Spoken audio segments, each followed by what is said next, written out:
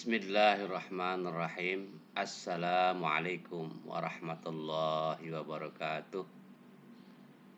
Selamat berjumpa lagi dalam mata kuliah Teaching Strategy atau strategi pembelajaran oleh bersama saya Bapak Dr. Andes Kuryani MPD sebagai dosen Institut Agama Islam Negeri Metro.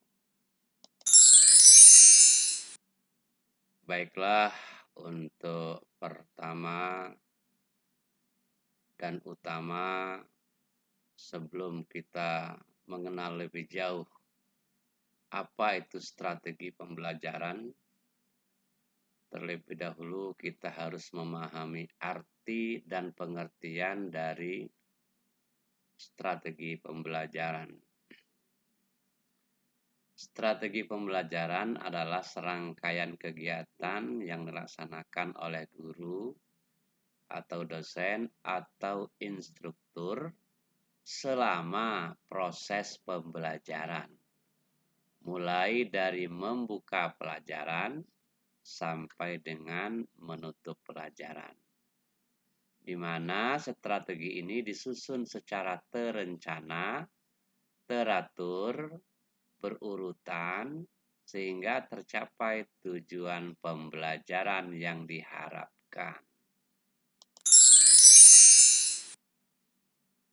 Beberapa hal yang perlu Anda ketahui, ada beberapa istilah dalam proses pembelajaran yang barangkali sering membuat orang menjadi bingung. Karena dari beberapa istilah ini, jika tidak dipahami secara detail, maka sering terjadi misunderstanding, kesalahpahaman dalam penggunaan istilah-istilah tersebut. Oleh karena itu, terlebih dahulu Anda harus mengenali dulu istilah-istilah apa saja yang terkait dengan kegiatan pembelajaran, agar nanti penempatan dan penggunaannya sesuai dengan pengertian masing-masing istilah tersebut. Yang pertama, kita mengenal istilah model pembelajaran. Model itu adalah suatu pola pembelajaran yang diterapkan oleh seorang guru, dosen, atau instruktur terkait dengan proses, tempat, dan waktu kegiatan pembelajaran. Contohnya, saat ini dikenal pendidikan konvensional seperti jenjang TK, SD, SMP, SMA, sampai perguruan tinggi. Atau di sekolah agama seperti Raudatul Atfal, Madrasah Ibtidaiyah, Madrasah Tsanawiyah, Madrasah Aliyah, dan perguruan tinggi agama Islam. Ada pula model pembelajaran yang pesantren, berbasis pesantren. Kemudian ada kursus-kursus, lembaga kursus, seperti kursus bahasa Inggris, kursus menjahit, kursus setir mobil, dan sebagainya. Ada pula model pembelajaran bentuknya bimbingan belajar, seperti tempat-tempat bimbel-bimbel yang ada di sekitar kita. Ada juga namanya pelatihan, atau workshop, atau magang, dan sebagainya. Ada pula model pembelajaran seminar, simposium, sekolah alam, atau homeschooling, dan lain-lain. Nah, ini yang disebut dengan model-model pembelajaran. Berikutnya yang kedua adalah strategi pembelajaran. Nah, ini yang akan kita bahas dalam mata kuliah ini. Apa itu strategi pembelajaran? Yaitu serangkaian kegiatan yang dilaksanakan oleh guru, dosen, instruktur, atau yang lainnya selama proses pembelajaran, dimulai dari membuka pelajaran sampai dengan menutup pelajaran. Jadi segala cara, upaya yang dilakukan oleh guru atau dosen atau instruktur selama proses pembelajaran, mulai dari membuka sampai dengan pembelajaran, itu disebut strategi pembelajaran. Kemudian yang ketiga ada istilahnya pendekatan pembelajaran atau teaching approach, yaitu upaya yang dilakukan oleh guru atau dosen atau instruktur agar kegiatan pembelajaran berjalan efektif, efisien, kondusif, dan menyenangkan. Misalnya kita sering mendengar pendekatan pembelajaran cooperative learning, di mana guru melakukan pendekatan secara kooperatif dengan peserta didiknya. Participative learning, yaitu di mana guru menerapkan siswa berpartisipasi aktif dalam kegiatan pembelajaran. Atau ada istilah mastery learning, di mana siswa diharapkan belajar tuntas dengan cara guru memberikan tugas, memberikan bimbingan, memberikan arahan sehingga siswa betul-betul dapat menguasai secara tuntas satu materi pembelajaran yang disampaikan oleh guru. Berikutnya yang keempat adalah metode pembelajaran, yaitu cara yang digunakan oleh guru, dosen, atau instruktur dalam menyampaikan materi pelajaran. Jadi khusus untuk metode ini itu berkaitan dengan cara menyampaikan materi pelajaran. Misalnya kita dengar, kita kenal ada istilah metode ceramah, diskusi, penugasan, demonstrasi, dan lain-lain. Yang kelima, teknik pembelajaran. Teknik itu yang dimaksud di sini adalah prosedur yang diterapkan oleh guru, dosen, atau instruktur dalam menggunakan atau menerapkan sebuah metode pembelajaran sebagaimana disebutkan pada poin 4 tadi. Yang keenam, siasat atau teknik, yaitu cara yang digunakan oleh guru atau dosen atau instruktur agar teknik pembelajaran yang diterapkan dapat berjalan tertib, lancar, terarah, dan teratur. Jika kita lihat dari keenam istilah ini, maka yang memiliki skop yang paling luas yaitu model pembelajaran.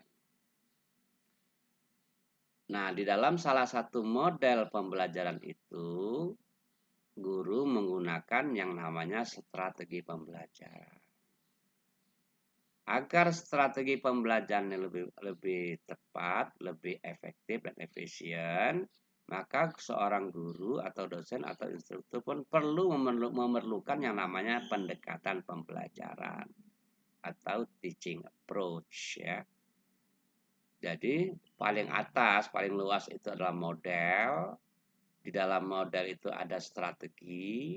Di dalam strategi itu ada pendekatan. Kemudian berikutnya adalah metode. Metode ini adalah bagian dari salah satu strategi pembelajaran.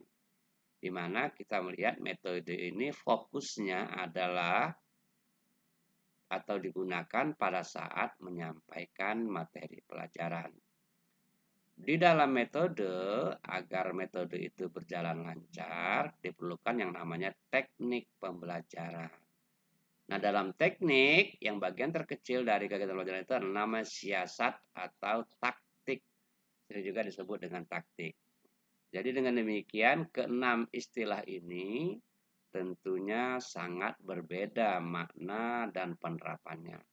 Oleh karena itu, nanti ketika adik-adik mungkin pada saat menyusun skripsi, memilih atau mengambil salah satu dari istilah pembelajaran-pelajaran ini, maka adik perlu harus pahami secara cermat, secara teliti, apa maksud dan makna dari sebuah istilah tersebut. Berikutnya adalah strategi pembelajaran. Tujuan strategi pembelajaran adalah agar terciptanya suasana belajar yang kondusif, kegiatan pembelajaran yang efektif, dan efisien untuk mencapai tujuan pembelajaran yang diharapkan. Oleh karena itu, strategi pembelajaran itu penting, punya makna yang terbaik dalam kegiatan pembelajaran. Seorang guru, dosen, ataupun instruktur, jika tidak mempunyai strategi pembelajaran tertentu, maka dia akan mengelola suatu kegiatan pembelajaran itu secara apa adanya, secara sembrono atau serampangan, karena tidak memiliki strategi khusus yang telah direncanakan dalam mengelola sebuah kegiatan pembelajaran. Berikutnya, luang lingkup strategi pembelajaran. Ya. Apa saja yang menjadi ruang lingkup dari kegiatan atau penggunaan strategi pembelajaran itu? Tadi dikatakan bahwa strategi pembelajaran itu adalah serangkaian kegiatan yang digunakan oleh guru selama proses pembelajaran, baik dari membuka pelajaran sampai dengan menutup pelajaran. Oleh karena itu, maka ruang lingkup pembelajaran itu terdiri dari 3 hal. Yang pertama, bagaimana kegiatan pendahuluan, yaitu membuka pelajaran. Kemudian bagaimana strategi pembelajaran pada kegiatan inti, yaitu pada saat penyampaian materi pembelajaran. Dan yang ketiga, bagaimana strategi dalam menutup kegiatan pembelajaran. Kegiatan pendahuluan biasanya terdiri dari ada namanya membuka pelajaran, melakukan absensi siswa, memberikan motivasi, dan melakukan apersepsi. Nah, oleh karena itu dalam membuka pelajaran ini, agar terkesan tidak membosankan, maka guru perlu menggunakan strategi yang bervariasi. Misalnya membuka pelajaran bisa dengan mengucap salam, berdoa bersama, kemudian nanti disambung dengan barangkali ada variasi-variasi yang lain yang digunakan oleh guru. Melakukan absensi juga demikian. Tidak, kalau yang biasa dilakukan oleh seorang guru itu dengan cara memanggil satu persatu nama-nama siswa yang ada. Kemudian di checklist atau diberi tanda hadir jika dia hadir, huruf A jika dia tidak hadir, atau tanpa keterangan pada kolom absensi siswa. Nah, ini bisa dimodifikasi dan divariasi dengan strategi-strategi yang lain. Kemudian memberikan motivasi juga demikian, banyak strategi-strategi atau cara-cara yang bisa digunakan oleh seorang guru, dosen, atau mahasiswa dalam memberikan motivasi pembelajaran. Dengan harapan agar sebelum mengikuti pelajaran yang akan disampaikan oleh guru, siswa atau mahasiswa atau peserta didik itu sudah memiliki semangat dan motivasi yang tinggi untuk mengikuti pelajaran dan menerima materi pelajaran yang akan disampaikan oleh. Berikutnya adalah apersepsi, melakukan apersepsi. Melakukan apersepsi ini maksudnya adalah membangun atau menghubungkan kemampuan kognitif siswa dari materi yang lalu atau yang kita sampaikan pada pelajaran minggu yang lalu agar bisa terkoneksi dengan materi pelajaran yang akan kita sampaikan. Dengan demikian banyak cara atau strategi yang dapat digunakan oleh guru, misalnya dengan memberikan 1-2 pertanyaan yang berkaitan dengan materi yang lalu. Kemudian juga memberikan 1-2 pertanyaan terkait dengan materi yang akan disampaikan. Ini adalah membangun apersepsi. Ini penting agar siswa yang betul-betul siap secara fisik maupun mental untuk menerima pelajaran yang akan disampaikan. Kegiatan yang kedua yaitu kegiatan inti yang fokusnya pada penyampaian materi. Nah, di sini perlu seorang guru pertama menyiapkan materi yang akan disampaikan, mengorganisasi, membuat rencana materi dan sebagainya, kemudian menentukan metode, teknik atau siasat yang akan digunakan dalam menyampaikan materi ini, kemudian memilih media pembelajaran yang tepat, menyimpulkan materi-materi yang telah disampaikan supaya siswa lebih terkesan, lebih mengingat dari materi-materi yang kita sampaikan pada hari ini. Bagian yang ketiga yaitu kegiatan penutupan pelajaran atau menutup pelajaran. Itu biasanya dilakukan dengan strategi melakukan feedback atau umpan balik terhadap siswa, yang beberapa siswa barangkali yang bisa kita mintai feedbacknya dalam kegiatan pelajaran, misalnya dengan memberikan barangkali pertanyaan, memberikan barangkali tugas-tugas sederhana, namun tidak terlalu banyak, jangan sampai menghabiskan waktu yang begitu panjang untuk melakukan feedback, atau memberi kesempatan kepada siswa untuk bertanya dan sebagainya. Kemudian melakukan reinforcement atau penguatan. Di sini penting, biasanya siswa setelah menerima materi pelajaran yang disampaikan oleh guru itu kadang-kadang mengalami keraguan atau kurang yakin dengan apa yang dia pahami. Nah, di sini perlu seorang guru melakukan penguatan terhadap apa-apa yang telah mereka pahami. Jika benar pemahaman mereka, perlu dikuatkan, dinyatakan bahwa secara pendapat Anda benar, misalnya Anda bagus, Anda excellent, dan seterusnya.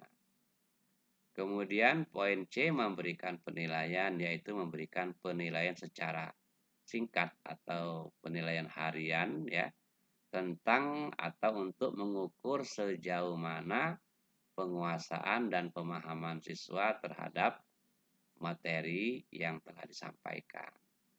Poin D memberikan program tindak lanjut, yaitu dengan cara barangkali memberikan tugas-tugas sederhana tapi tidak memberatkan siswa, yang barangkali bisa dilakukan atau dikerjakan oleh siswa di rumah atau di tempat bermain atau bahkan sebelum pulang sekolah, dengan catatan tugas-tugas ini tidak terlalu luas, hanya menyangkut materi yang disampaikan. Kemudian bagian terakhir yaitu menutup pelajaran. Biasanya di sini dengan cara berdoa bersama, atau bisa juga dengan barangkali sebelum pelajaran itu supaya membuat rileks, ada breaking ice dan sebagainya. Atau barangkali kita minta satu atau dua siswa yang untuk bernyanyi di papan tulis, membuat pantun dan sebagainya, sehingga pembelajaran terkesan menyenangkan dan tidak terasa tegang. Oke, selanjutnya adalah pengertian belajar. Belajar itu adalah perubahan perilaku.